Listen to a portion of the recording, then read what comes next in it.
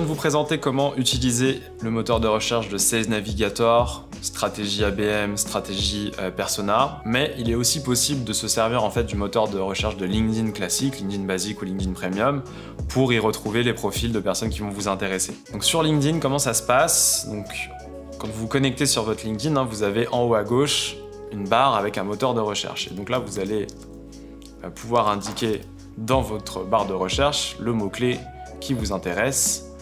Et encore une fois, souvenez-vous, si vous avez une expression, de mettre des guillemets pour vraiment que ce soit l'expression en tant que telle qui soit recherchée et pas des mots de votre expression.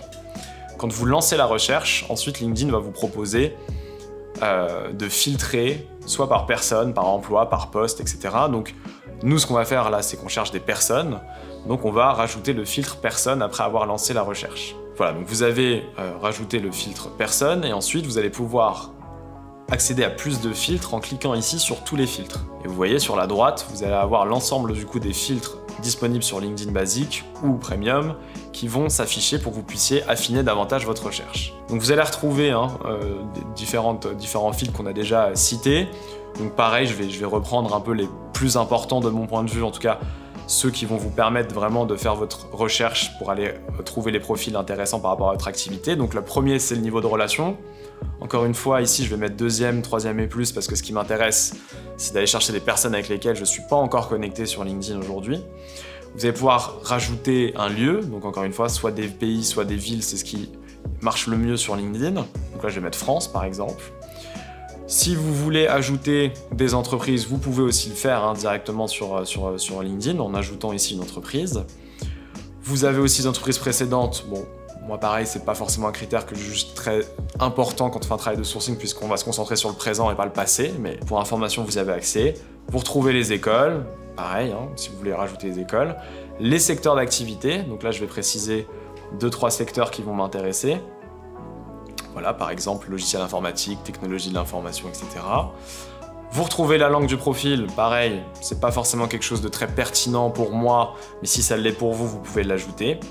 Et vous allez pouvoir ensuite lancer, du coup, afficher les résultats pour lancer votre recherche. Et là, donc LinkedIn directement va vous afficher en résultat. Donc là, vous voyez, par exemple, j'ai 1500 résultats qui vont correspondre à ma recherche. Et encore une fois, vous le voyez, sur les profils indiqués, je suis plus qu'à un clic de la prise de contact. Donc, le moteur de recherche de LinkedIn peut vous suffire. La principale finalement différence pour moi par rapport à Sales Navigator, c'est sur le nombre de requêtes que vous pouvez réaliser.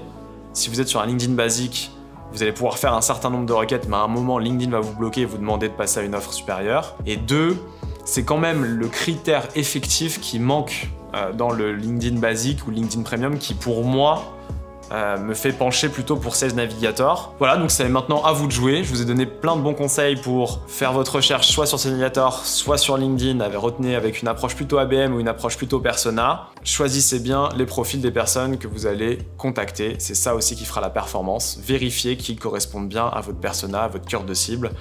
Et on va maintenant justement discuter, une fois qu'on a travaillé son profil LinkedIn, qu'on a retrouvé les bonnes personnes qu'on cible sur LinkedIn, comment prendre contact avec ces personnes-là.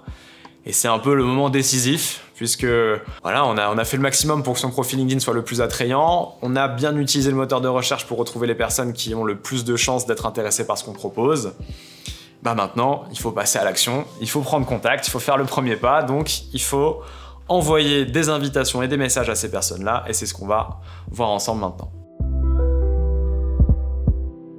Alors c'est une question assez difficile sur le volume de résultats parce qu'en fait forcément déjà ça va dépendre de vos filtres. On va dire que vous avez fait une recherche assez précise pour cibler une niche. Forcément le volume de résultats, peut-être déjà si vous avez quelques centaines de profils en résultats, c'est déjà très bien parce que vous avez fait une recherche très ciblée, très précise. D'un autre côté, peut-être que vous allez préférer faire des choses un peu plus larges et ensuite parmi les résultats, analyser parmi les résultats les profils qui vont vraiment vous intéresser. Donc c'est assez difficile de donner un nombre, on va dire, idéal de résultats. Maintenant, ce qu'il faut savoir quand même sur le volume de résultats, c'est que par exemple sur Sales Navigator, si vous faites une recherche et que LinkedIn vous affiche, je sais pas, 10 000 résultats, vous allez pouvoir en consulter uniquement 2500. Premier conseil, c'est d'essayer de faire des recherches pour être en dessous de 2500 résultats. Comme ça, vous êtes sûr que vous allez pouvoir consulter tous les profils en résultats. Et donc, ne pas hésiter à rajouter des filtres. Par exemple, vous faites une recherche, vous avez 10 000 résultats. ajouter un filtre ville, ça vous fera retomber potentiellement en dessous des 2500. Et ensuite, modifier ce filtre ville pour voir petit à petit, pour découvrir tous les profils qui correspondraient. Faut savoir juste que sur LinkedIn, c'est pas la même limite. Sur LinkedIn, c'est 1000 profils qui sont affichés. Sur Sales Navigator, c'est 2500 qui sont affichés en résultat. Que ce soit LinkedIn ou Sales Navigator, il y a une différence entre ce qui vous donne comme résultat de profils qui correspondent à votre recherche et ceux que vous pouvez vraiment consulter. Donc mon conseil, c'est essayer d'être dans soit en dessous de 2500, soit en dessous de 1000 si vous êtes sur LinkedIn pour pouvoir justement consulter un maximum de profils.